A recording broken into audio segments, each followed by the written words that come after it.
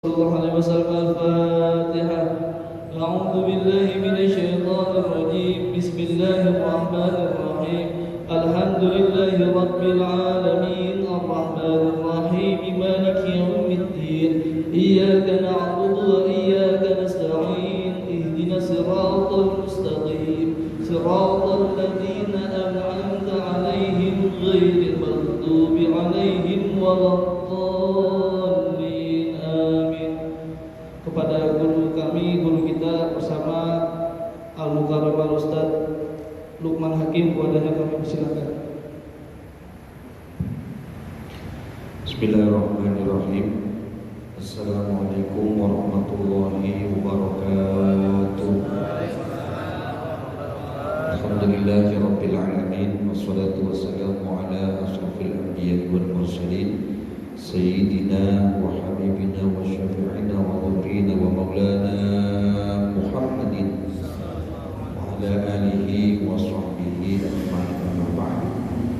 DKM Masjid An-Nur An-Nabawi, Haji Komar serta jajaran pengurus yang saya hormati segenap para alimul ulama, para asatidz, para guru yang saya hormati, bapak-bapak hadirin jamaah sekalian, jamaah rutin kajian malam Jumat yang sama-sama mudah-mudahan kita dirahmati oleh Allah Subhanahu wa taala.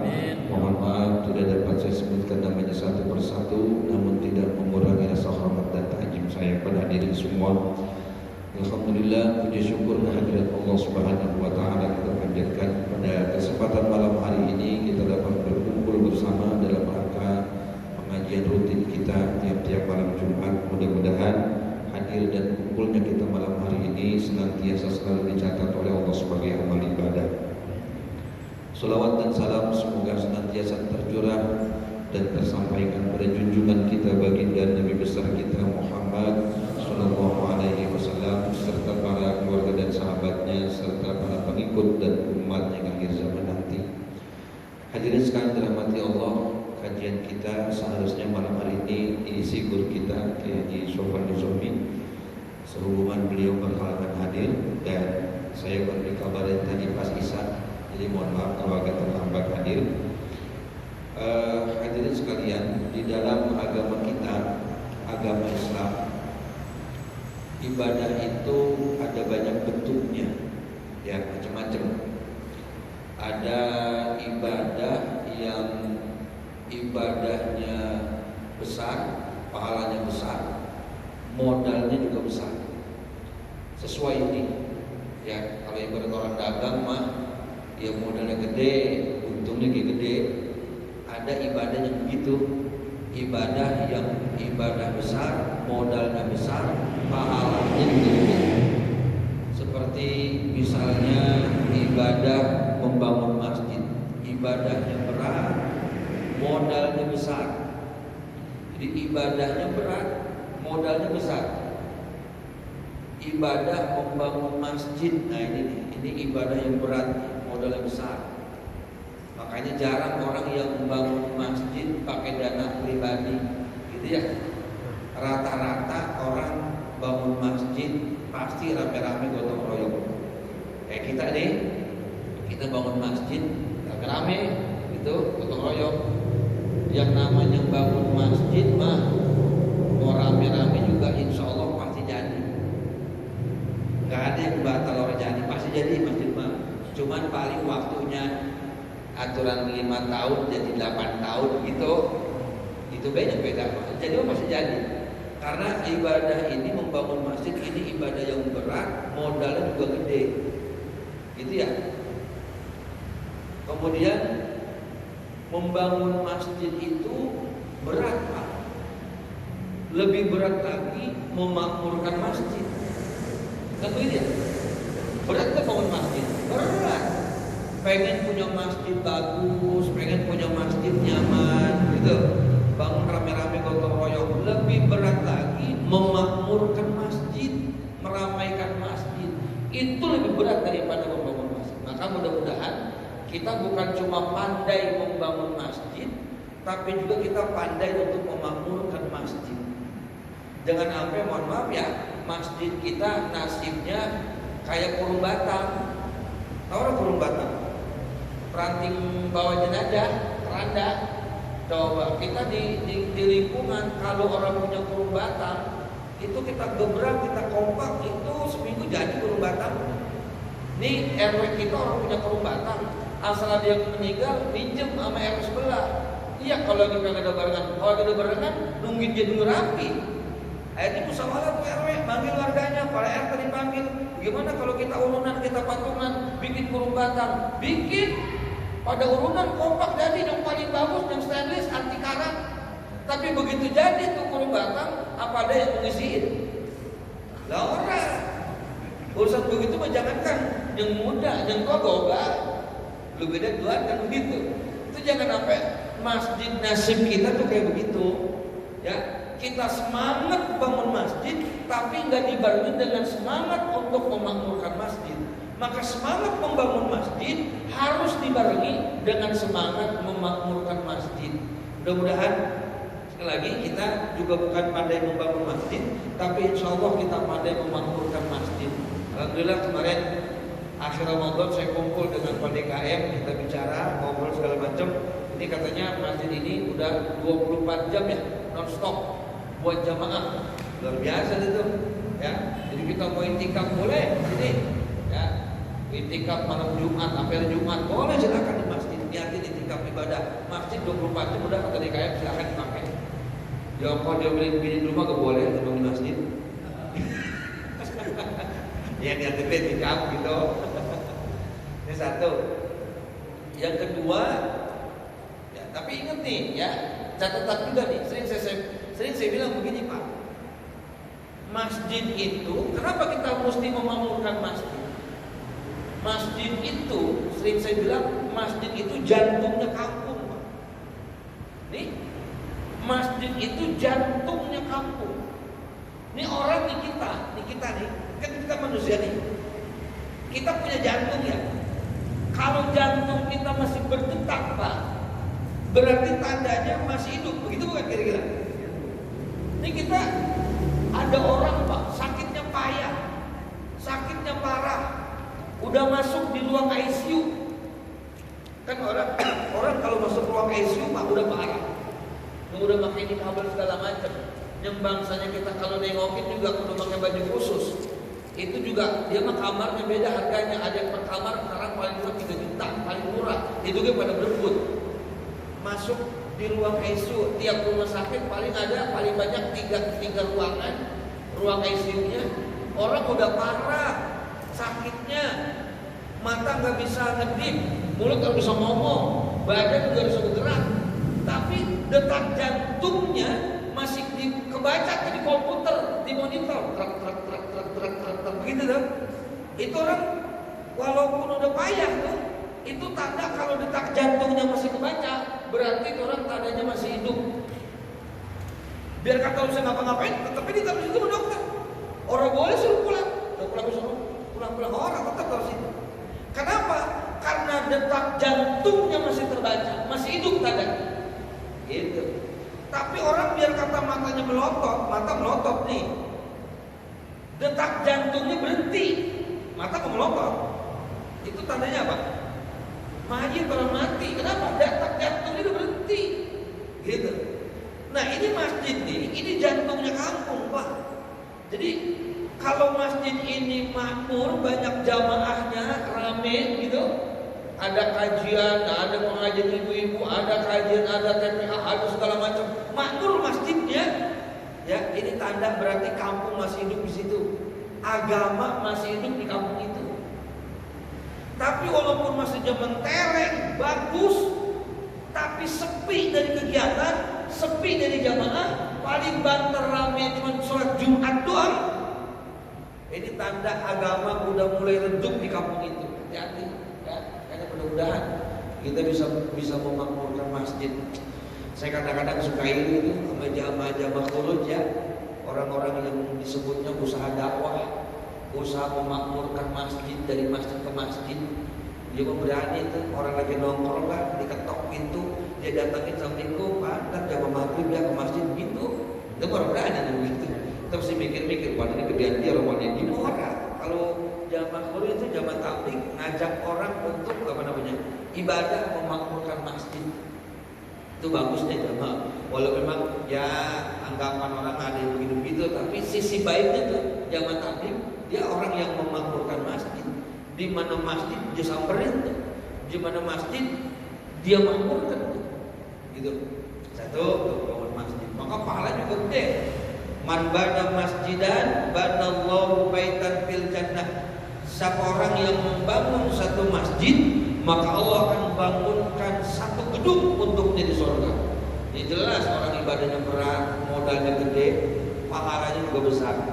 Satu. Ada juga seperti ibadah yang berat modalnya gede, ibadah yang berat modalnya besar, seperti ibadah haji sama. Ibadah haji juga nih ibadah yang berat, Pak. Modalnya juga besar. Menurut ukuran ekonomi bangsa kita, ya ibadah yang berat, ibadah haji itu bukan ya selain berat pelaksanaannya, ibadahnya berat pelaksanaannya, kalau udah pas wukuf, ya juga sekarang beratnya nunggunya, sabarnya. Kemarin pernah 2 tahun orang ngadain, bukan orang ngadain, orang berangkatin ibadahnya mah tiap tahun ada di Mekah. Cuman dari negara kita 2 tahun pernah orang berangkatin. Emang apa? Emang lagi Covid? Bukan cuma kita doang, negara lain juga banyak. Tahun ini alhamdulillah ada nih. Tahun ini ada pemberangkatan, cuman orang full. Biasanya 200.000 kuotanya, sekarang kurang lebih 87.000. Jadi seperempat lebih dikit dah. Orang separuh acan-acan, ya alhamdulillah masih bisa berangkat.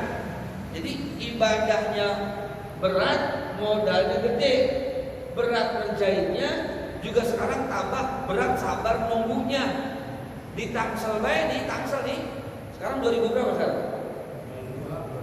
2022. Kalau kita daftar sekarang nih, ya setor ke bank yang ditunjuk pemerintah, di antaranya Bank Syariah Indonesia BSI, kita setor 25.700 atau 25.500.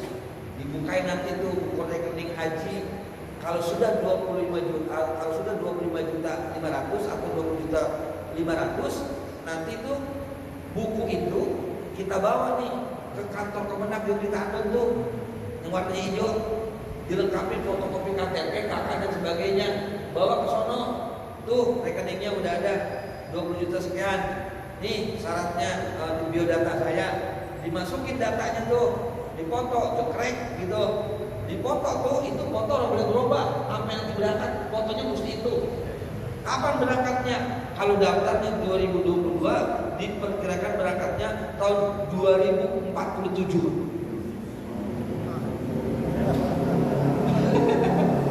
Berapa tahun kita nunggunya? 25 tahun. Coba itu. Nyampe umur kita.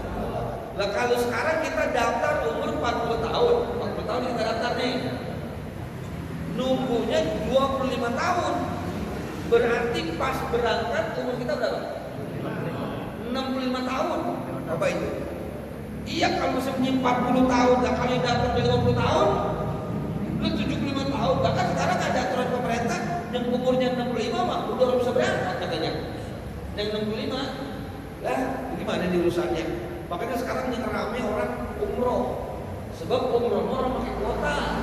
Asal kata kita punya duit bikin 25 juta bikin paspor dewek, berangkat besok umroh. Itu kalau haji reguler, haji biasa, nungguinnya lama, ibadahnya tuh udah gitu berat, modalnya juga gede. Gitu. Ini bentar lagi nih, sekarang tanggal 24 Syawal ya? 25 Syawal kan? 25. Hah? 25 Syawal ya? 25 Syawal. Habis bulan Syawal, bulan apa? 4 hari lagi selesai nih Syawal nih. Masuk bulan Apit, orang Betawi. Kalau orang bulan Syawal udah bulan Dzulqa'dah. Orang Arab menyebutnya bulan haji. Kalau kita kan bulan haji, bulan apa? Dzulhijjah. Dzulhijjah kita nyebutnya bulan haji. Kalau di sono di Timur Tengah itu bulan Dzulqa'dah, bulan Apit itu udah disebut bulan haji dia menyebutnya. Emang apa bulan Apit disebut bulan haji? Sebab persiapan buat melaksanakan ibadah haji itu dimulai dari bulan Apit, dari bulan Dzulqa'dah itu dimulai itu. Makanya sekarang visa umroh negara Arab Saudi udah nggak keluarin lagi. Terakhir karena di umroh nih. Besok 6 hari lagi pulang datang pada umroh, udah nggak bisa umroh lagi. Visanya ganti sama visa haji, gitu. Ya, jadi ibadah haji ini berat dan juga gede ongkosnya, gede modalnya, gede biayanya menurut ukuran ekonomi bangsa kita. Maka yang penting begini Pak, ya ibadah haji makan beda zakat. Kalau zakat makan nisab, artinya ukuran zakat ada nisab namanya. Kalau punya di 1 juta berarti udah nisab 2,5%. Kalau punya emas 100 gram udah nisab. Kalau belum 1 juta belum nisab namanya. Kalau udah nisab berarti udah wajib dikeluarkan zakat. Tapi kalau haji bukan ukuran nisab. Orang punya duit 50 juta wajib berangkat haji, kagak. Sebab bukan nisab. Tapi haji mah nasib. Beda tuh. Kalau nasib artinya nggak mesti orang punya duit 50 juta, 100 juta. Orang gak belum duit, dia kalau emang nasib bisa berangkat. Ya, ada orang yang punya duit puluhan juta, ratusan juta, bahkan miliaran, tapi nggak bisa berangkat. Kenapa? Karena memang belum nasib.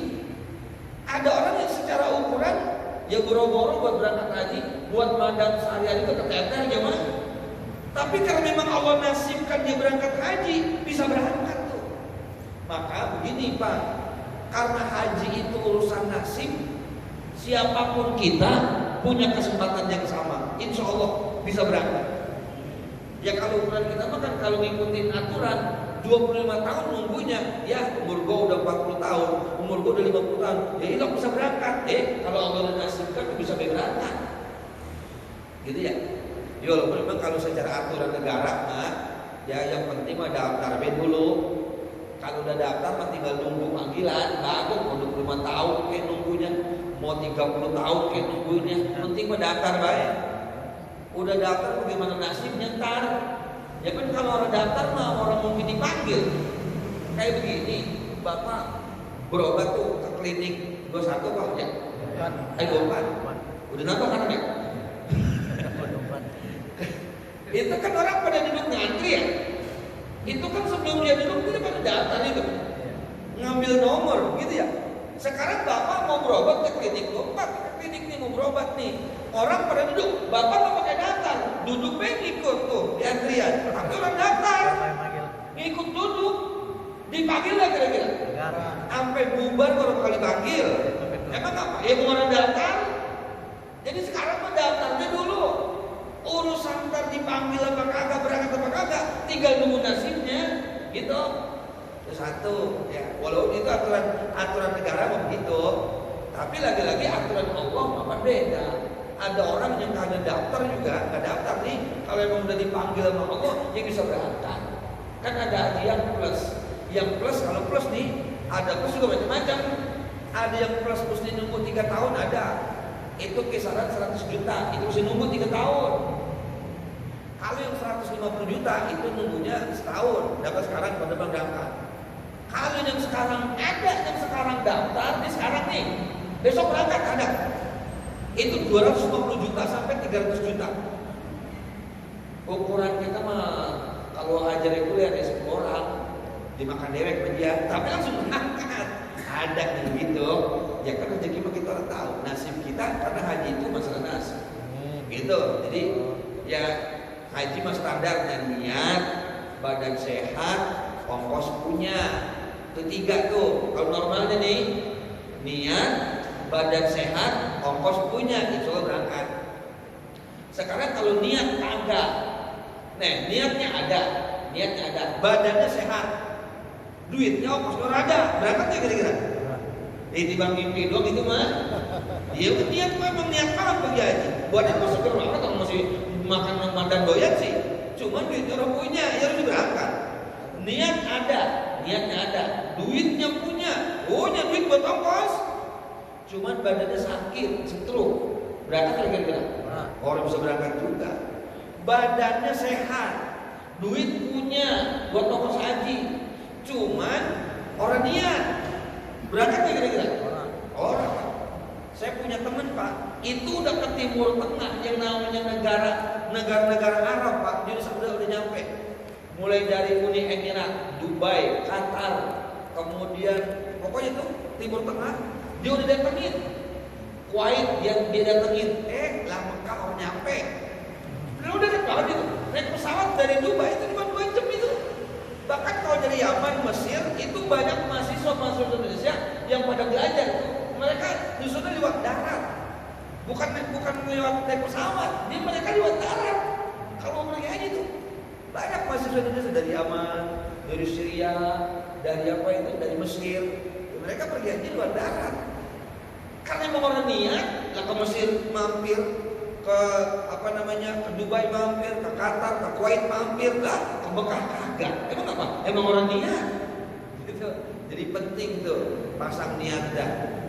Ya, mudah-mudahan Allah nasibkan kita, anak keturunan kita, insya Allah bisa menginjakan kaki ke tanah suci.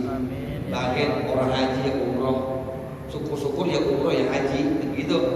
Ya, kalau kata guru saya begini, dia pengalaman. Guru saya begini, kalau orang pernah ngimpi melihat Ka'bah, ngimpi pakai ihram, ngimpi toa, ngimpi dulu gitu, ngimpi toa, ngimpi ngelontar, ngimpi pokoknya mimpi melaksanakan ibadah haji itu, dipastikan itu orang pasti dia bisa berangkat ke Mekah, entah itu haji ataupun umroh, gitu. Makanya begitu mah ngimpi dulu dah, ya. Kan kadang-kadang ada orang Pak, kalau ditanya ngimpi kita ada, Bang, kapan Bang berangkat haji? Bang, kapan Bang umrohnya? Ya Bang, boro-boro haji. Saya mau buat mada ke kereta, saya boro-boro pergi haji. Ngimpi kagaknya, yang begitu baru bakal berangkat tuh. Emang apa? Lah ngimpi kagak sih? Ya, kita mengimpi dulu ya. Ini satu nih, ibadah yang berat, modal juga gede. Kemudian yang kedua, ada ibadah yang berat, modalnya enteng. Ibadahnya berat, tapi modalnya ringan. Ibadah apa itu? Ibadah puasa. Mau puasa sunnah ataupun puasa wajib. Yang kemarin kita udah kerjain puasa wajib Ramadan. Mudah-mudahan puasa Ramadan kita diterima oleh Allah Subhanahu wa taala. Mudah-mudahan puasa Ramadan kita punya nilai di hadapan Allah. Ini ibadah puasa, ibadah yang berat, modalnya ringan. Modal puasa apa cuma niat doang di malam hari udah segitu doang. Asal kata kita niat pegang udah puasa besar. Niat puasa.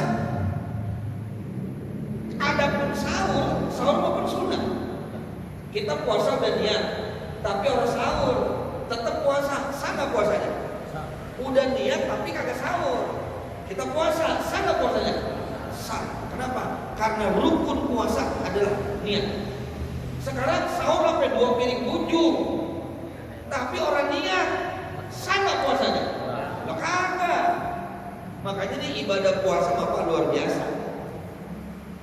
Kan begini Pak, ada dalam agama kita nih, biasanya ibadah itu kan Allah unjukin pahalanya. Ya, rata-rata ibadah itu Allah unjukin pahalanya. Seperti haji itu. Ibadah haji Allah kasih tahu pahalanya. Kata Nabi, al-hajju mabruru laisa lahul jazaa ilal jannah. Haji yang mabrur balasannya tidak lain kecuali surganya Allah Subhanahu wa taala. Allah kasih tahu pahala haji. Ibadah nyantunin yatim, Allah kasih tahu. Kata Nabi, ana wa kafilul yatimil muslimin fil jannah kahatain. Saya dengan orang-orang yang menyantuni anak yatim, yang mengurus anak yatim, nanti di surga dekatnya seperti 2 jari tangan ini. Artinya orang yang mengurus anak yatim masuk surga, di surga berdampingan sama Nabi Muhammad. Allah kasih tahu pahalanya turun yatim. Ini ada ibadah yang pahalanya Allah nggak kasih tahu. Bahkan ribet Pak.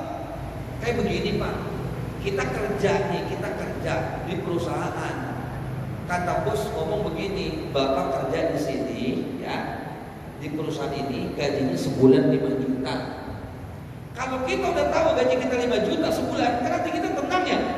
Emang apa tenang? Dan kita udah tahu gajinya sebulan 5 juta, kita rajin jadi 5 juta, kita awang-awangan juga 5 juta. Tahu awang-awangan? Apa itu? Gogahan, males-malesan. Ya tetap aja 5 juta, kita udah tahu gaji segitu. Ini nih, begitu kita masuk kerja, kata bos begini, bapak kerja di sini, urusan gaji urusan saya. Lah kan kita was-was pak. Oh gimana kagak was-was? Kalau kita rajin, gaji kita bisa lebih dari 5 juta. Kalau kita malas-malasan, boleh jadi gaji kita di bawah 5 juta. Itu ada ibadahnya kayak begitu. Yang pahalanya Allah nggak kasih tahu. Ya. Kalau haji, kalau kasih tahu pahalanya. Emang apa sih Pak? Ibadah itu pahalanya pakai Allah kasih tahu. Sebab begini Pak, model-model kita nih maaf ya orang teater, kita kan masih kalau ibadah masih ngintip pahalanya gede apa kagak? Iya nggak? Iya kita kalau ibadah masih ngintip nih pahalanya gede apa kagak nih, gitu. Ya kayak model kita punya bocah atau kita masih kecil dulu kata mak kita begini, Neng beli garam ke warung. Itu bocah kita perintah beli garam ke warung, nggak ngata iya, nggak ngata kagak. Nantinya apa? Ada kembaliannya orang. Emang apa tuh bocah ngomong begitu? Sebab kalau ada kembaliannya, gesit berangkatnya. Ya karena kembaliannya. Tapi ada juga bocahnya kita perintah, orang makan hanya kembalian, langsung berangkat. Ada tuh model kita yang kalau ibadah masih ngelihat upahnya, masih ngelihat pahalanya, maka biasanya ada ibadah yang Allah tunjukin pahalanya biar kita semangat. Ada juga yang ibadah pahalanya Allah nggak kasih tahu. Kayak apa? Kayak ibadah puasa. Kata Allah dalam hadis kursi, Nabi ngomong begini, as-saumu li wa ana ajzi bihi. Puasa itu untukku, kata Allah, dan aku yang akan menilai pahala puasanya. Jadi kemarin tuh pahala puasa kita tuh nggak ada yang tahu kecuali Allah. Nggak ada yang tahu. Kita nggak tahu berapa besar pahala puasa kita. Boleh jadi, bisa jadi nih, puasa Ramadan yang kita kerjakan kemarin Pak, itu pahalanya lebih gede dari pahala melaksanakan ibadah haji. Bisa jadi. Orang pahala puasa sama Allah yang ngasih yang nilai, Allah yang ngasih pahalanya. Boleh jadi pahala puasa yang kita kerjakan lebih gede daripada nyantunin yatim. Bisa jadi. Atau mungkin sebaliknya, pahala puasa kita tuh yang sebulan kita kerjain kemarin boleh jadi lebih kecil daripada pahala haji, lebih kecil daripada pahala nyantunin yatim. Kenapa? Sebab pahala puasa hanya Allah yang tahu. Makanya beda Pak. Ibadah puasa maka unik Pak. Beda sama yang lain. Kalau ibadah lain apa? Kelihatan ibadahnya. Kalau puasa mah udah ibadahnya orang ketahuan, pahalanya juga orang ketahuan. Ibadahnya nggak kelihatan, pahalanya juga Allah yang tahu. Kan beda Pak. Kalau sholat misalnya sholat apa kelihatan Pak. Enggak usah kita nyamperin juga, kita lewat nih di jalanan ada orang di Masjid An-Nur An-Nabawi lagi ruku, lagi sujud. Dari luar kita bisa ngomong, no orang lagi sholat. Nah, kau tahu, dari itu ada kode sujudnya, kan begitu. Ada orang baca Quran nih di masjid pakai pengeras suara. A'udzubillahi minasyaitonirrajim. Di rumah kita dengar ngomong sama begini. Nah, orang yang baca Quran, lah Bapak tahu akan kedengeran suaranya. Ibadah haji lebih ketahuan lagi Pak. Yang berangkat seorang, yang nganter sekampung. Dapat ibadah puasa orang ketahuan. Nggak bisa orang kita nilai begini, no dia lagi puasa, belum tentu. Kemarin bulan puasa siang-siang orang jalan berdua, yang satu pakai peci, pakai koko, yang satu pakai kaos celana pendek. Jalan bareng berdua, kita ngomong begini, yang pakai koko, yang pakai peci, dia lagi puasa, belum tentu. Sebab yang tahu dia puasa apa kagak, cuma dia sama Allah. Apalagi kemarin kita puasa 2 tahun disuruh pakai masker baik. Siang-siang boleh jadi orang lagi pada puasa dia memakai masker, dalamnya ngemut permen, kan orang tahu kita. Orang ketahuan. Makanya gampang Pak. Kalau orang belaga-belaga sholat, orang bisa pura-pura sholat nih, kagak pernah sholat, nggak tahu rakaat sholat, johor